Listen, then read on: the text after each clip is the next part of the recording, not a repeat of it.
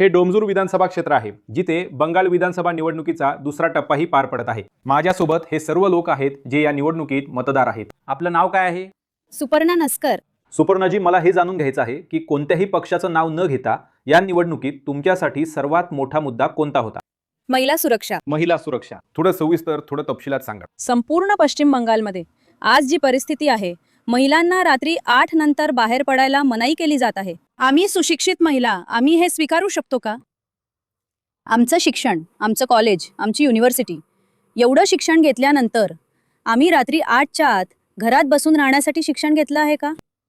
आम्ही स्वतःला प्रतिष्ठित करण्यासाठी शिक्षण घेतलं आहे। रात्री 8च्या आत घरी गेल्यावर आम्ही प्रतिष्ठित होऊ शकू का?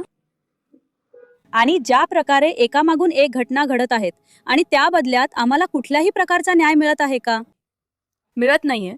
तर हीच आहे आमची मुख्य मागणी। मी स्वतः एक स्त्री म्हणून माझी इच्छा आहे की आमचं पहिलं प्राधान्य महिला सुरक्षा असेल, तर त्यावर विकास तर आहेच। पालतीजी, तुमच्यासाठी सर्वात मोठा मुद्दा, आम्हाला कोणत्याही राजकीय पक्षाचं नाव जाणून घ्यायचं नाही, पण तुमच्यासाठी सर्वात मोठा मुद्दा काय आहे?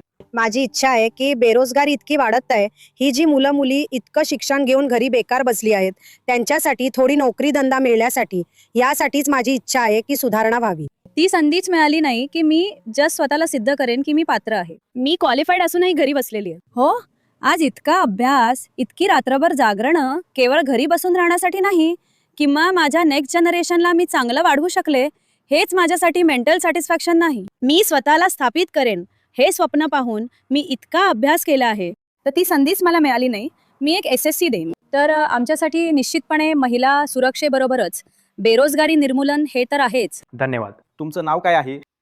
रुपाली नस्कर। रुपालीजी, तुमच्यासाठी या निवडणुकीत सर्वात मोठा मुद्दा काय आहे? एकच कथा, महिला सुरक्षा। फक्त तुम्हीच डिटेलमध्ये सांगा।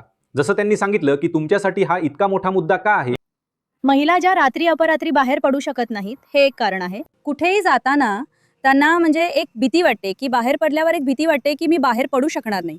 अचानक जर ते करण्यासाठी प्रोटेक्शनसाठी काहीतरी करण्याची गरज आहे। खूप खूप धन्यवाद। मुलं मुली सुरक्षितपणे बाहेर पडू शकली पाहिजेत, घरी चांगले राहावेत, जसे बाहेर शिकायला जातात किंवा ट्युशनला जातात तसे सुरक्षितपणे पुन्हा घरी येऊ शकले पाहिजेत, हेच आम्हाला हवं आहे। तर डोमजूरमधील या महिलांकडून सुरक्षा, महिला सुरक्षा आणि नोकऱ्यांबद्दल खूप प्रबळ आवाज।